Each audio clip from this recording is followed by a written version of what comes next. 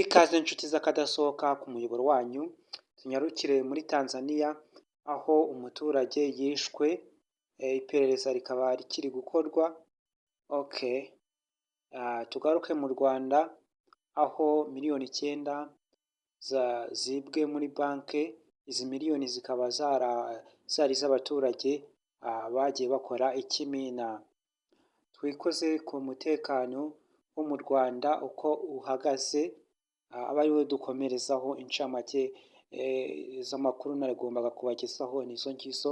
Dukomeze n'umutekano. Benshi bakunze kuvuga ko impamvu u Rwanda rutari kugura intwaro cyabaye ikibazo gikomeye, aho tugaruke hariya kuri ziriya miliyoni 30 zahawe Uburusiya.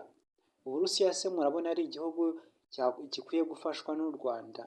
Aho Perezida Paul Kagame Son Excellence mbere yari yaratangiye avuga ko muri biriya bihugu bya Ukraine n'Uburusiya ko nibo bafashe iya mbere bamagana icyo gitekerezo ko batagomba kubitera inkunga kugira ngo bahagarike intambara. Noneho n'igihugu kiyoboye ibindi bihugu ku isi, USA muri Afurika, muri Amerika, nabo niko babivuze. Noneho impamvu u Rwanda rwaciye ruhinga inyuma rukajya gutanga izo miliyoni 30 kubera iki? Miliyoni 30 zose z'amadolari. Ibaze igihugu cy'u Rwanda gifasha Uburusiya gute? Kandi Uburusiya bugomba gufasha, ahubwo bagakwiye gufasha u Rwanda kubera iki? Impamvu yihishe muri ibyo ngibyo ni uko u Rwanda rufite intambara iri kubera muri Congo ya M23, kandi ko abasirikari nk'uko perezida wa Congo abihamya ko harimo abasirikari b'u Rwanda barimo, benshi barafashwe barimo. Niyo mpamvu ibihugu bya Afurika n'ibihugu biyoboye ibindi ku isi nka USA n'ibindi byatangaje ko kubera iki u Rwanda ruri gufasha ibihugu by'amahanga nk'Uburusiya, kuki bitagomba gufasha Congo? Ikihisha muri ibyo ni uko USA cyangwa se Amerika yafatiye u Rwanda ingamba na partner cyangwa se n'utundi duce twose dukorana na Amerika mu gucuruza intwaro, na partners zose zirafunzwe ku Rwanda, ko nta na hamwe rwemerewe kugura intwaro. Utwo duce twarahagaze. Akandi gace gasigaye u Rwanda rushobora kuba rwajya kuguramo intwaro ni muri China. Mu Bushinwa bafitanye umubano umaze imyaka 53. No muri Indonesia, murabizi ko muri Indonesia hariyo n'ubundi abanyamerika bacururizayo intwaro. Indonesia ntabwo yakwemera kugurisha intwaro igihugu kitemeranya na Amerika. Kandi no muri Indonesia bafite abandi ba China cyangwa se abandi Ubushinwa bufitanye isano ryiza na Indonesia, nabo ntabwo bakwiteranya n'igihugu cy'u Rwanda ngo bari kukigurisha intwaro. Igihugu gisigaye kigumuye kuri Amerika ni Uburusiya. Uburusiya niyo nzira yoroshye yo kuba bwacuruza intwaro. Niyo mpamvu izo miliyoni 30 ubuyobozi bw'u Rwanda bwabonye ko nibuzitwara mu ntoki baraza kubibona. Noneho nyuma y'ibyo buza kugaragaza ko ari ubufasha bw'intambara, ariko ntabwo bwigeze bubitangaza. Ni ikinyamakuru cy'Uburusiya cyabivuze. Izo miliyoni zagiye kugura intwaro zo kuza zinyuze mu nyanja, zikaza amagendo, noneho zikajya gufasha, zigakoreshwa mu ntambara ya Congo n'u Rwanda ya M23. Aho niho byerekeye.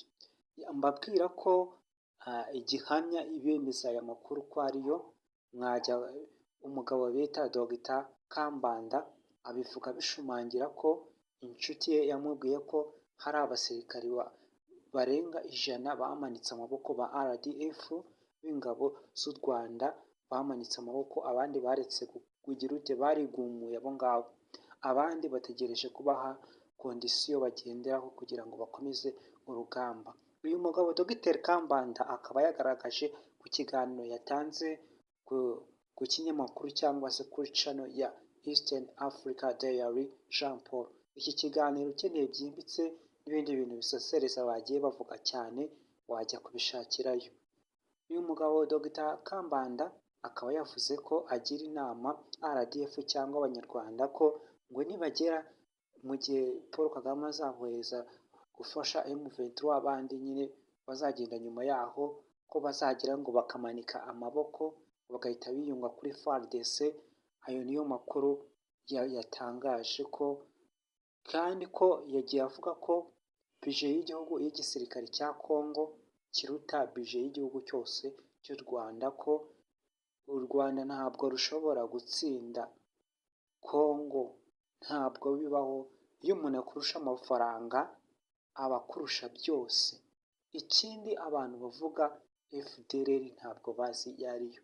Mu gihe FDLR FARDC yemera nk'umwana wayo, abana abagiye bavukirayo ni nk'abana bayo, yitera inkunga.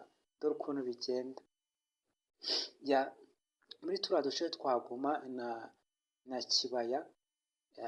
FARDC kubera ko nayo ifite umugambi perezida wa Congo wo kuza gutera u Rwanda, ajya ahereza intwaro FDLR, noneho akazibwira ko FDLR zigomba kujya kwataka, ko arizo zikeneye gutaha zikaza gufata igihugu. Congo niyo iha intwaro FDLR.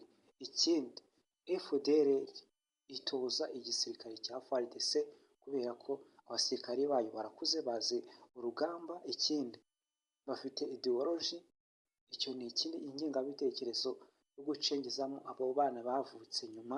Kandi muzi ko mu minsi ishize hari abandi 600 bangajwe n'abandi bari kuva ku ijwi bose bakiteranya, ugateranyaho ingabo za Kenya. Muzi ko kugira perezida wa Kenya abe umuyobozi, perezida wa Congo yabigizemo uruhare, barumvikana. Murareba n'u Burundi bwari bwaje kwiteranya nabo. Ibihugu byose bya Afurika byashize hamwe. U Rwanda uri kumva ko inzira ziri kugenda zigabanyuka. Mbabwira ngo ndakira abantu bageze kuri uyu muryango. Abantu mwakoze subscribe mwarakoze, abakoze like, wakoze subscribe batarakora like nayikore, na comment. Ni byiza, ni iby'agaciro muri uyu muryango. Ikindi abantu bageze muri uyu muryango vuba batari bakora subscribe, mukore kuri iyo nzogera hasi, ntabwo ari igisasu ngo kirabaturikana. Mukore like na comment, ibitekerezo byanyu ni iby'agaciro. Ikindi nzajya mbita Gen-Z. Uyu muryango ni Gen-Z. Abantu mwese mwagiye mukora subscribe n'abazayikora ni muri Gen-Z. Gen-Z bisobanuye iki? Gen-Z ni nk'iki? Nababwira ko ari umuntu ugendanwa n'ibigezweho, ku buryo buri kintu cyose yakubwira amakuru. Mbese ni umuntu wa viziyo, ufite amakuru ku buri kintu cyose. Umujene ufite amakuru kuri buri kintu cyose. Ninjya avuga ngo Gen-Z ndabakiriye. Twagiye n'amakuru akurikiraho, muzajye muhita mubyumva vuba muri Gen-Z. Umuntu ufite amakuru, buri kintu cyose akizi, umuhanga. Ntabwo ari umuhanga ku buryo buhambaye, ariko buri kintu cyose ukaba wakwidefanda. Ikindi mbabwira, ayo mafaranga, izo miliyoni zagiye hanze ziri guteza inkeke, kubera ko muri banki ubu umuturage ufite miliyoni 5 ntabwo wagenda ngo ugiye kuzaka baraziguha. Uri kumva ko mu gihugu amafaranga ni makeya, andi yavuye mu mabanki matoya yasubizwa muri banki nkuru y'u Rwanda BNR, kubera amafaranga ari kugenda asohoka muri bije kubera intambara. Murabizi ko hari byinshi bikenewe, hari amafaranga akeneye kubaka ikibuga cy'indege, amatara ku mihanda amwe yarapfuye. Ibintu birakaze cyane mu gihugu, birakaze cyane. Nongere ngaruke kuri banki yibwe.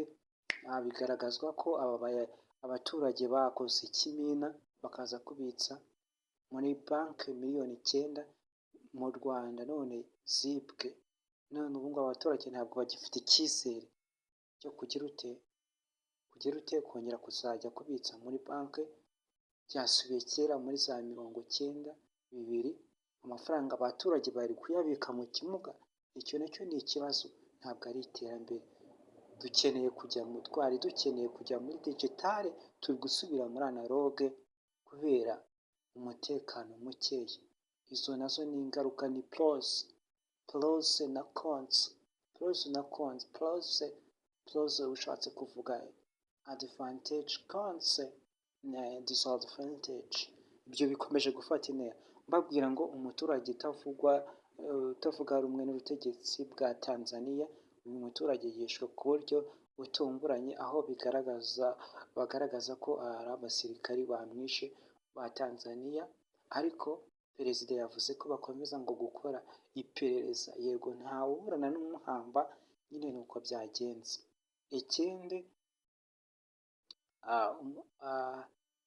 niba ari perezida, ni perezida wa Uganda, niba ari Musisi, aho yaje mu Rwanda bakaza kumwiba telefoni, bigaragara ko telefoni impamvu bayimwibye, hari abasirikare b'u Rwanda bahanahanaga amakuru nawe, noneho baza kwiba iyo telefone, bashaka ubutegetsi bw'u Rwanda kugira ngo bamenye abo basirikari ni aba nyine, kugira ngo babamenye niba bashaka kugambanira igihugu. Ibintu byo byabaye rudobya, ni rudobya cyane, isosi iri kugenda igwamo inshishi cyane. Mbabwira ngo murabizi ko hari n'undi musirikare wabivuze ko mu giterane cyari cyabaye, pasiteri ari gusenga akavuga ngo ntabwo nzagaruka, akavuga ngo dusengere u Rwanda, gusa nicyo yavuze.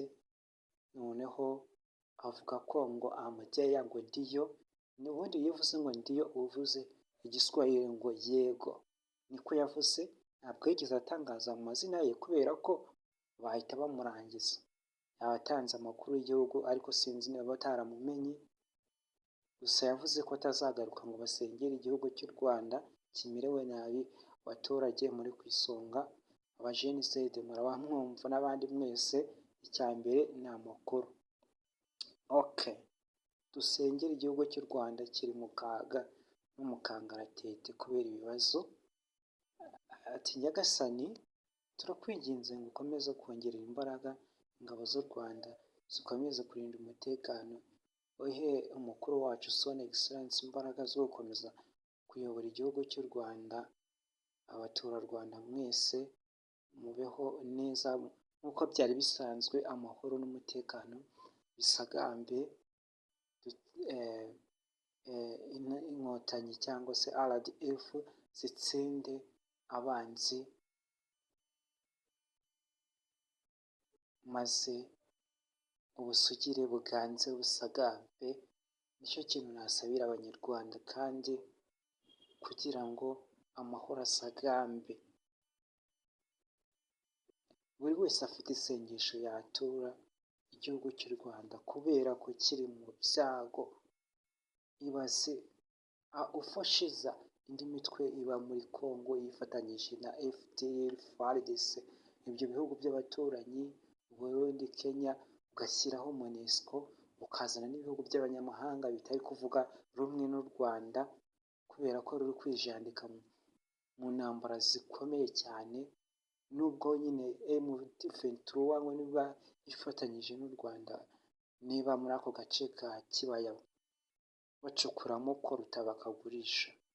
Bavuze ko hari n'undi umusirikare wa M23 watanze, niba ari ni miliyoni z'amadolari, ntabwo nzibuka neza, agiye gushaka ubufasha ngo baze kugira ute ndaza kubabwira andi makuru.